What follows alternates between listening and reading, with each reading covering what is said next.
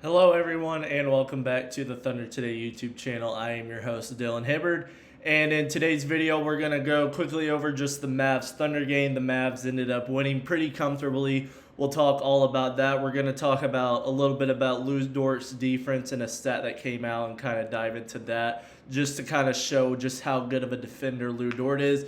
We're also going to talk about some golden tags and what that really means for the Thunder. And at the end, we'll talk about our first home game tomorrow night against the Hornets coming up tomorrow. But first off, just kind of talking about the Dallas Mavericks and OKC Thunder game. If you weren't able to see, the Mavericks beat the Thunder 106-89 pretty comfortably, but this was a game where the Mavs were playing everybody because it was a home opener for them. They had Cooper Flagg, Anthony Davis, Derek Lively, all the guys out there playing for them, where the Thunder's best player out there on the floor all night was Cason Wallace. So it wasn't that much of a shock, and it's kind of funny seeing all the Mavs fans go off on how they still own the Thunder, even though it's a preseason game, but we'll kind of ignore that for the time being.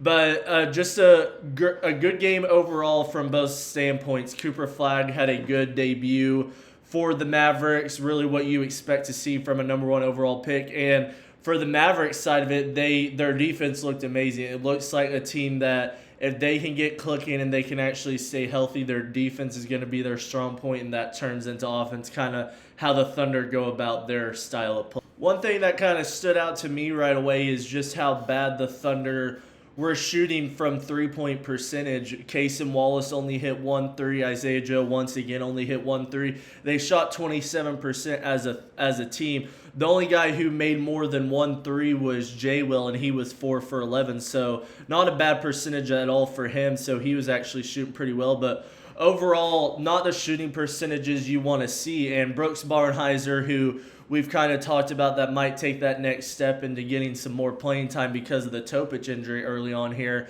He was the leading scorer. He had 16 points for the Thunder, and he had a really good game overall. He's continuing to show why I think he can really earn himself some playing minutes and some playing time throughout this year. And on the Cason Wallace side of things, didn't have a great shooting game overall, 3 for 14, but we really saw what we wanted to. We saw him go out there, handle the ball a bit more, and that's kind of what we expected from the Thunder standpoint. I think we saw him go out there, handle the ball. We also saw guys like Jay Will go out there, and he had a pretty good game overall. He's looked good in his first 2 preseason games, so we're expecting to get a lot out of him, especially this season now that Thomas Sorber won't be available at all this season. Jay will continue to be our backup big, so he's going to have to play some big minutes.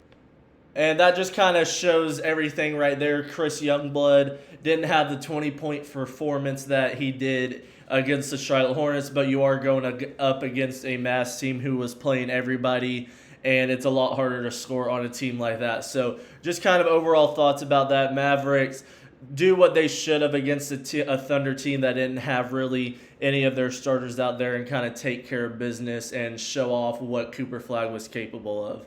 But we'll now kind of transition into talking about Lou Dort and his defensive standpoint. A little article came out and just stats overall talking about which defensive players and which players overall guard the team's number one option the most per possessions, how many possessions they do. And Lou Dort came in at number 5. He was the 5th-ranked guy guarding the number one option on other teams. I believe it was just over 1,800 possessions that he was doing that last year. And I believe the only guys that were ahead of him were Dyson Daniels, who led the league in steals by a pretty wide margin. He had almost 2,700 possessions, so nearly 1,000 more. But with the Thunder and how versatile they are, Lou Dort's not always having to do that. You also had Christian Brown on the Nuggets do that, and you also had Jaden McDaniels as well, and then somebody else I couldn't remember. But they were all ahead of Lou Dort. But Lou Dort is still proving that he's one of the best on-ball defenders in the entire league. He goes out there on a nightly basis and just takes the number one option and pretty much locks him up for the time being. I mean, even Luka on some points has said that Lou Dort is one of the best defenders he's faced because he just makes it hectic for you to really dribble or do anything and try to get to a spot. So it really shows because you allow guys like J-Dub, Shea, and Chet, who by no means are slouches on defense, but they're able to save a little bit of energy not having to guard the other team's best player all the time, and they can use some of that energy on the offensive standpoint, and that just helps the team overall, especially when Lou Dort's not the offensive creator and playmaker that these other guys are. So, I mean, just from a standpoint of that, Lou Dort just continuing to prove why he's one of the best defenders in the entire NBA.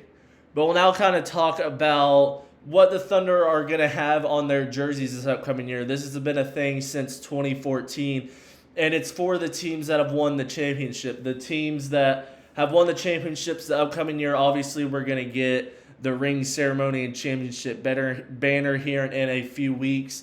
And another thing that they will do is on the back side of their jerseys on their neck, they will have a golden tag with the trophy on it that is just a golden tag that represents the Thunder were the NBA champions of last season. So it's going to be really cool to see those on opening night in full display and throughout the entire season. Just have that golden tag on there to represent the Thunder's championship from this past season. And hopefully we can continue to wear a lot more of those, and hopefully we continue to do that. But it's something really cool that they've done for a little over a decade now, and now it's the Thunder's chance to get to do it. The Celtics had it this past year, the Nuggets the year before. So the Thunder being able to go out there and have the golden tags will be a really cool addition to the jerseys overall this year.